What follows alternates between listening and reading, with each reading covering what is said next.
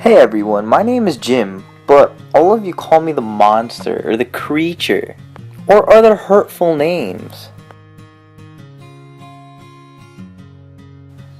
My life and my life story is very misunderstood. I'm sure you've all heard about the evil things I've done and all the people I've killed, yada yada yada, but no one has ever asked me about how I think or how I feel. Do you really think I just went psycho for no reason? That's why today you're going to hear my side of the story, about who I really am.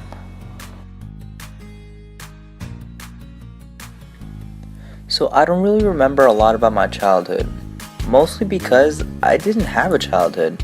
The first memory I have is waking up in a dark, cold room filled with disgusting stenches. This dude Victor created me with a bunch of chemicals and body parts. I was born 8 feet tall, super strong, but with the mind of a child. On top of that, I'm freaking hideous. I'm basically a human buffet of body parts, and it's pretty disgusting. Ugh. After waking up, I was just super confused. There were so many different things. There were lights, noises, smells.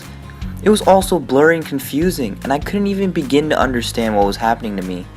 I tried to piece it all together for myself, but first I had to break free of this cynical place. I kinda just wandered around the streets trying to gather evidence of where I was and what I was supposed to do.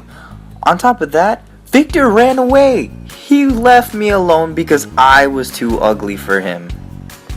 Talk about rude! I decided that for my own safety from the monsters that were living in the village, I would stay in this little hovel outside a cottage. The people in the cottage seemed so nice in the beginning. Everything they did seemed so normal, and I began to form a connection through the doors of the cottage. Watching them, I learned how to speak, read, and even understand emotions.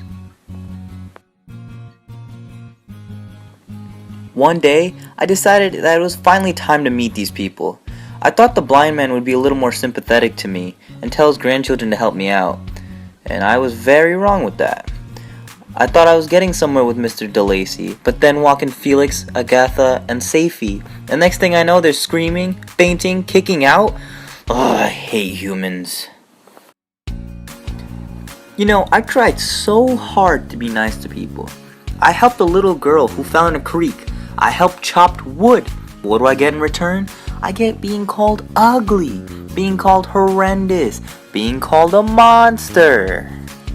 You know, I could have torn them limb from limb as a lion rends the antelope, but my heart sank within me as with bitter sequence, and I refrained. Nobody understood me. No one even tried. I looked in the water's reflection one day, and I realized I'm not happy. I realized why Victor left me, and I finally realized why people hate me. Oh, I'm so mad. After walking around for weeks, moping, depressed, and angry, I came across a boy in Geneva and found out he was a Frankenstein. Perfect time to kill. I mean, I didn't want to kill him. I had no intention to. It just sort of happened. I was so lonely, depressed, and desperate. It wasn't me acting, it was my anger. I had none to support me. All looked at me as a wretch doomed to ignominy and perdition. What could I do? I'm truly miserable. Some time went by, and I saw Victor one day in Geneva. I was desperate, and I just wanted to talk to him. We walked up the mountain to a cave into my makeshift home, where I told him my story, expecting some sort of sympathy from the man that created me. My life was lonely. My life was sad. All I asked was for someone to go through life by my side, like a soulmate. But guess what? The man says no. Big surprise. All of my dreams of moving to the South American jungles were crushed. It took a lot of effort to persuade him, but I finally got it. He agreed. I even made it easier for him and told him he didn't have to tell me when he was done. I would just figure it out. I was being so considerate, but of course, again, no one saw that. I accompanied Victor for 2 whole years through England and Scotland, patiently waiting. I never bothered him. I never annoyed him. One day I just followed him to watch his progress. I don't see what's wrong with that. Victor, however, saw something very wrong with that and destroyed her. The audacity of this man destroying my wife. I was furious. I was so mad. It was time for me to take control of this, and this meant hurting someone very close to him, Henry. I decided it was time for people to stop stepping all over me. It wasn't fair. I was just a being like them. I decided at that moment that I would accompany Victor on his wedding night and show him the pain he showed me. That night, I showed him how much pain and anguish he put me through. Bye-bye, Elizabeth. I still roamed until I ended up in the North Pole. I realized what I did wrong and I wanted to fix things up. As I was wandering through the snow, I came to my realization.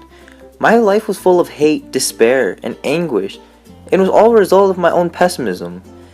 I came to understand that life is what you make of it, which is why today I live a simple life in the North Pole, appreciating every little thing I have and learning how to become a better person. After all, what can stop the determined heart and resolved will of a man?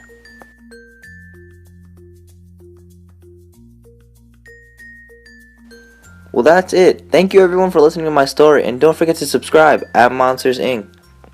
Hope you enjoyed.